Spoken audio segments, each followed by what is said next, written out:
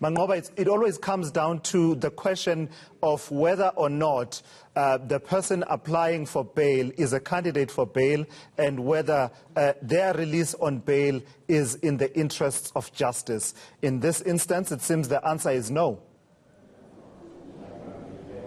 Indeed, Tulas, and what is important to note is that Ntuthuko Shoba faces a Schedule 6 murder charge, which means that the onus is really on him, Tulas, to provide those exceptional circumstances and to prove, in fact, to the court that it is in the interest of justice for him to be released on bail. But the court saying that they're not quite convinced this morning that he's done that, Tulas. They're saying that, in fact, he has failed to provide any evidence of exceptional circumstances, and these are circumstances that are considered to be extraordinary, that are considered to be remarkable by the court, that you really have to produce. So unlike any normal bail application where you just simply argue in terms of whether or not you're a flight risk, whether or not you're a first-time offender, in a Schedule 6 bail application, you really have to iron out those exceptional circumstances. So the court saying that Ntuthuko Shoba has failed to do that this morning. In fact, it also believes that he's failed to show evidence that he will stand trial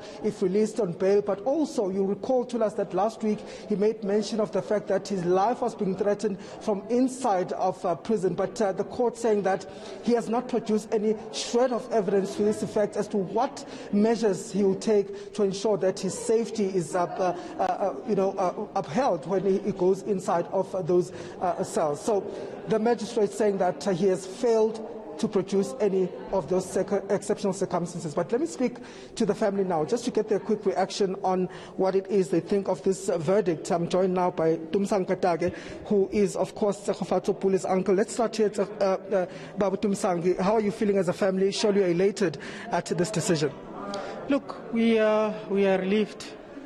We cannot say we are excited, but we are relieved. Another milestone has been achieved. I'm sure even Tshegofatso, where she's laying, she's still continuing to fight her battles as well. It was on the cards, even from the moment he presented his own bail application.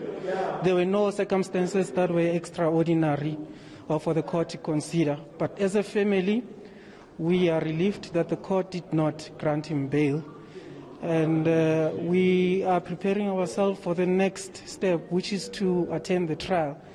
Just as we did with the case of Malephane, being there every step of the way to make sure that justice is got for Tshegofatso. Even this one, we're still going to continue doing the same.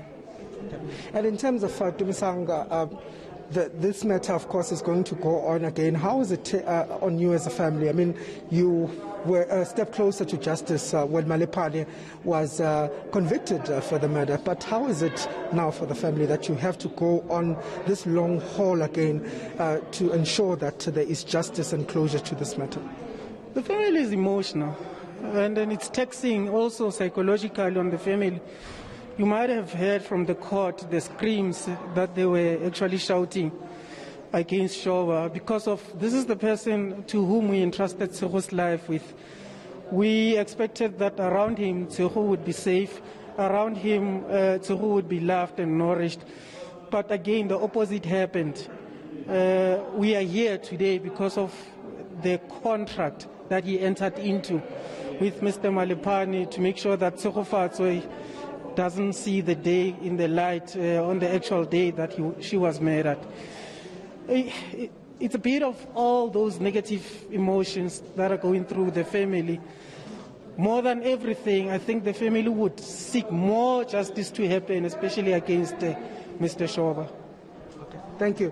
Let me not hold you too much, but let me bring in Sihle Sibisi, who's one of the gender activists that's outside here of court. They, of course, have been protesting here in court this morning, calling for no bail for the suspect. Let me bring you in, Sihle, your reaction to what the court has just ruled on now, the judgment that was handed down by the court. We are extremely elated and excited, and we're saying we stand with the family and we stand with justice, because justice denied is something that would actually have completely traumatized the family and women and children holistically. Okay, I see Phindi Mjolondwane from the NPA is also just joined us. Phindi, your reaction to the judgment today here in court? Well, we welcome the court's ruling. Indeed, it's a confirmation of the seriousness of the criminal justice system in dealing with cases of gender-based violence. The willingness is there, and it again shows that the criminal justice system is willing and able to deal with alleged perpetrators of such violent crimes against women. And as a state, are you now ready, and do you believe that you have a strong case against Ntuthuko Shoba to go to trial? Well, remember, Mangoba, that our work as a state is to present, now that we have jumped this hurdle of the bail application stage, now it's for us to prepare for trial.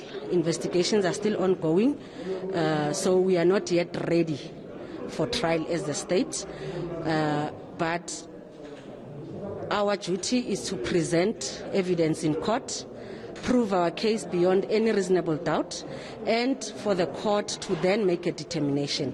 The court is the only platform that will make that determination when it reaches its conclusion and when it gives feedback on all the evidence in totality that have been heard in court. It will then make a determination on the strength of the state case.